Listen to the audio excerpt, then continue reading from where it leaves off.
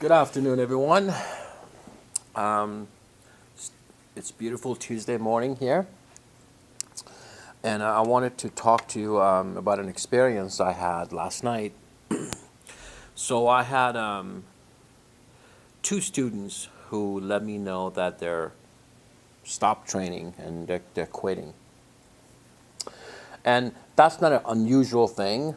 I'm sure we're in a business of people come and sign up, and some people stop, and But these two were kind of an exceptional thing for me, or maybe I was just ready to be in the place where I could see and feel and experience what I experienced. So these two boys, one of them is Ethan, the other one was Reeve, and for the last month and a half, almost 2 months, I've noticed their attendance has been a lot lower. I've seen them in class. I even told them, "Hey man, you gotta shape up. You're not really doing your best." And in a way, I knew there was something wrong. And there was a yellow light that kept going on, but I chose to ignore it because I have all this other stuff to do, and I ignored these two boys. And these are the boys that I think needed martial arts the most. And I didn't get to them on time.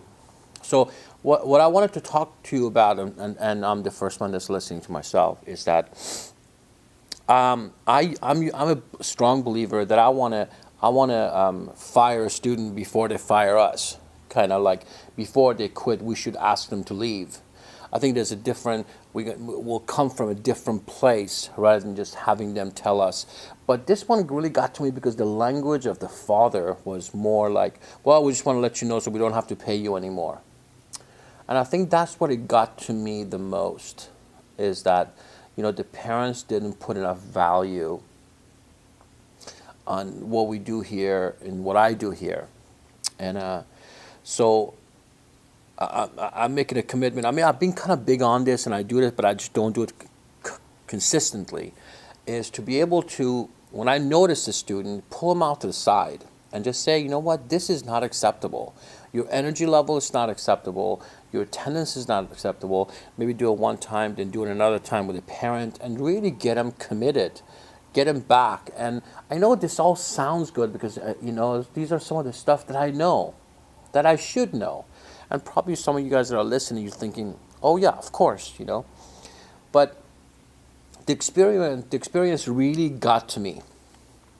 And this is where I want to talk to you about why, this is not off the subject, this actually goes back to the same subject. Because I'm a big believer in knowing how and why things happen and how things, I think the sign of a maturity for me is when I challenge every point of reference I have.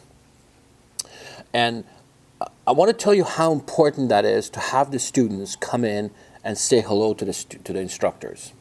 For me, it'd be me and a couple other people that are here. But that greeting, putting the respect to the side, which I think there's an underlying advantage, a message in saying hello that's we don't pay attention to, is that if something is wrong, if the student is not up to it, or there's something just wrong, people don't come and say hello.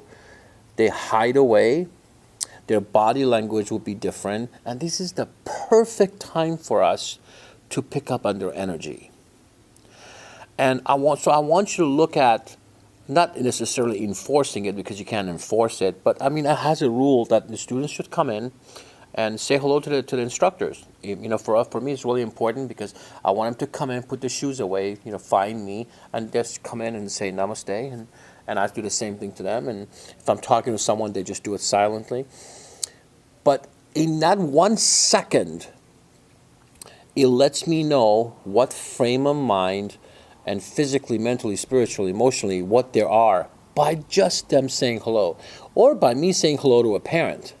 You can just say by the tonality. Now, sometimes we can't control it. They're having a bad day or whatever it is. But sometimes when the relationship is important, you actually go to them afterwards in the middle of a class or you send them a text, hey, I noticed you were kind of off today and I just wanted to reach out, just let you know that I'm here. And I know, in my relationships and stuff, I wouldn't, I've let my kids go sometimes. They come in and go, "Hi, Dad," and I go, "Oh, hi, so and so," and they go, "Hi, Dad," and they walk away. And I know that's not the same hi that I usually hear, right? There's something wrong, and that's my sign. Sometimes I listen to the sign, sometimes I don't. And I tell you, those are the moments that, as a father, I think I miss. As I know, as a husband, and most of the times I miss those chances, those opportunities, because what they're really saying is much more than just the words that are coming out, right? Now, again, if the relationship is important, we want to reach out, right? Same thing with the students. If they're not doing well, I think we should take the time and sit back and go, "Hey, is everything okay?" Or "You're not up to doing this. There's something's going on. Your mind is busy. Let's talk."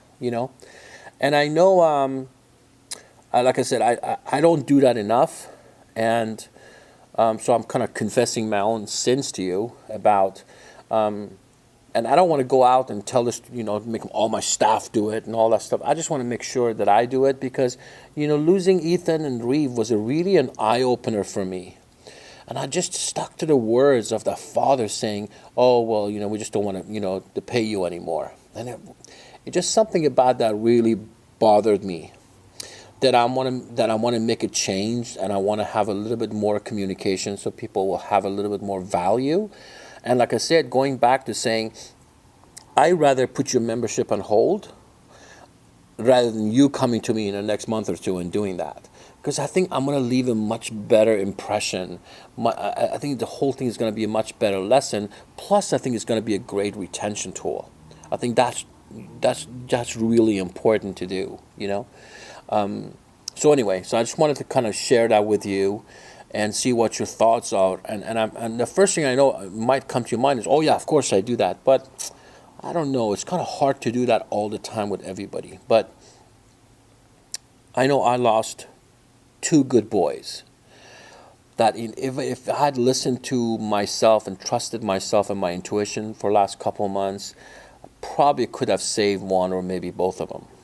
And so I just want to leave you with that thought, and hopefully you guys will be able to, relate, more importantly, and maybe take action on saving our future students.